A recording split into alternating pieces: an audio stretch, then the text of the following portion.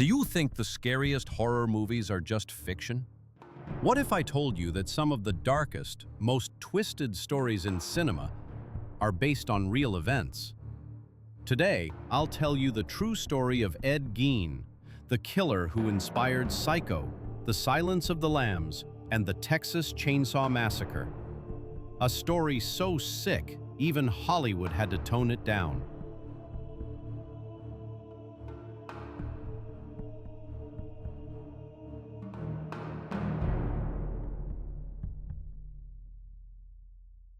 Ed Gein was born in 1906 in the quiet, rural town of Plainfield, Wisconsin.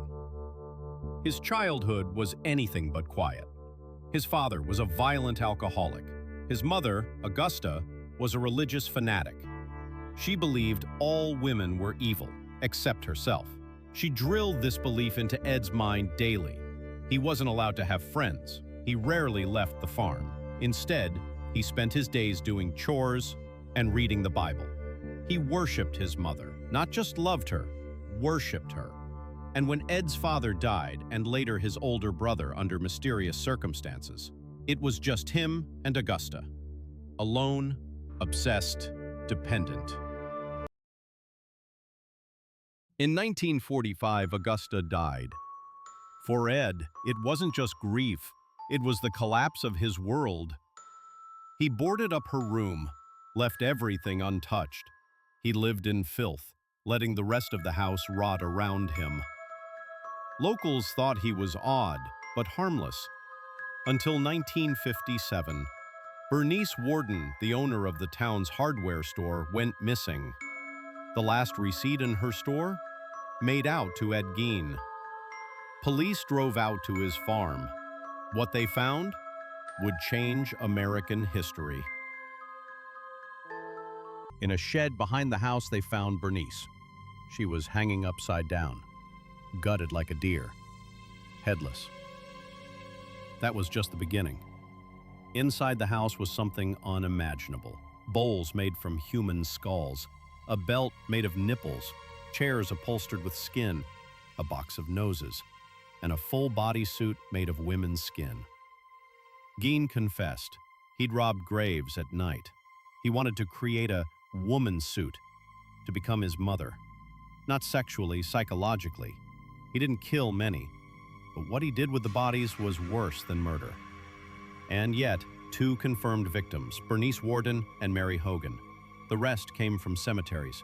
He wore their skin, danced in it, slept in it. Ed was arrested and immediately declared mentally insane. He didn't fight it. He was sent to Central State Hospital, where he lived quietly for the rest of his life. He grew vegetables. He was polite. But inside, he was the same man. In 1984, he died of cancer. Years later, his grave was vandalized, his headstone stolen. It seems even in death, he couldn't rest. Psychiatrists diagnosed Ed Gein with schizophrenia and psychosis. But what really drove him? He showed traits of extreme dependency, pathological grief, and identity dissociation. Experts believe Gein never developed a stable adult identity. Instead, he merged with the memory of his mother. His grave robbing wasn't random. He chose women who resembled Augusta. Wearing their skin wasn't a fetish, it was an attempt to bring her back or become her. Today, he would be classified under multiple disorders: dissociative identity tendencies, psychosexual fixation, schizoaffective behavior. Yet, even with all these labels, what makes him terrifying is this: he looked just like anyone else, and no diagnosis explains that fully. Ed Gein inspired horror like no one else. Alfred Hitchcock based Norman Bates in Psycho on him, a shy, awkward man obsessed with his dead mother. Tobe Hooper gave us Leatherface, wearing masks made of human skin, hiding in a decaying farmhouse.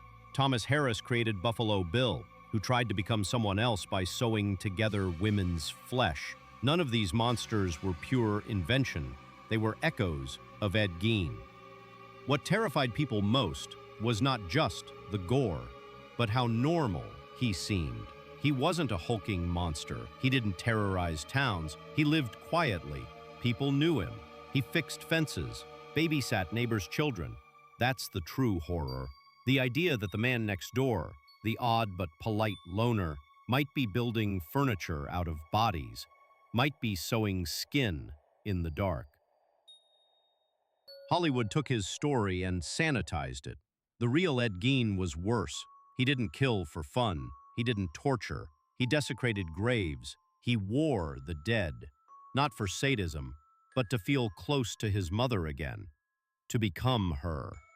His story redefined the modern boogeyman, not a monster in the shadows, but someone who blends in, someone broken inside. And that's what made him timeless. Let's break down how movies turned Ed's horrors into fiction. Norman Bates kept his mother's corpse. Ed didn't, but he kept her bedroom untouched. Leatherface wore human skin just like Ed, but Leatherface was far more aggressive. Buffalo Bill made a woman suit. This was the most accurate. The scariest part? These weren't exaggerations. They were fragments, carefully selected for cinema. But the real Ed Gein was a mix of them all, and worse. Movies gave us villains. Ed gave us trauma. Psychiatrists struggled to explain it. In 1957, he was diagnosed with schizophrenia and psychotic episodes. But that only scratched the surface. Ed wasn't driven by rage, he wasn't sadistic, he didn't torture, taunt, or leave messages for the press. He was quiet, timid, polite, and deeply broken. Experts believe Ed suffered from pathological grief and identity dissociation, a complete psychological collapse after the death of his mother, Augusta. She was his only anchor, his moral compass, his reason to exist. When she died, so did his reality. He began visiting cemeteries at night, digging up women who resembled her, not to defile them sexually, but to rebuild her, piece by piece. He wanted to wear her, be her, live as her. It sounds insane, and it was, but it wasn't random. He carefully selected graves. He preserved skin with care. He crafted objects from the dead with disturbing precision. To modern psychology, he fits into several dark profiles: dependent personality disorder, extreme maternal fixation, gender identity confusion, possibly dysphoric, schizoaffective behavior.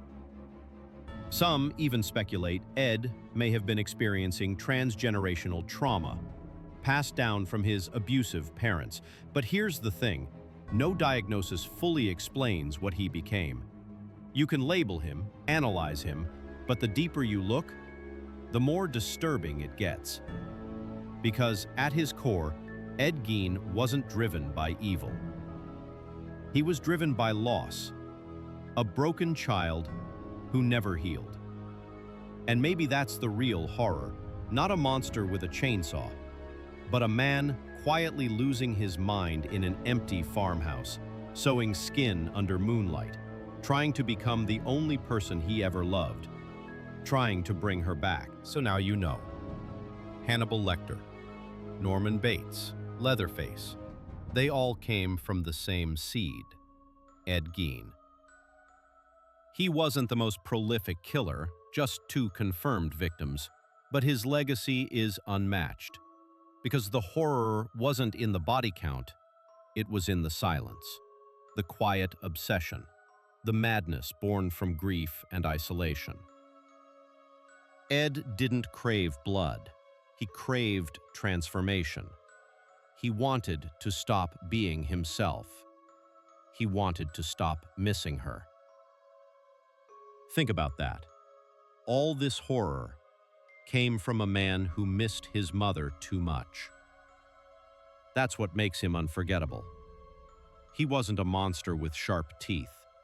He was a man with soft footsteps, with a Bible in one hand and a butcher knife in the other.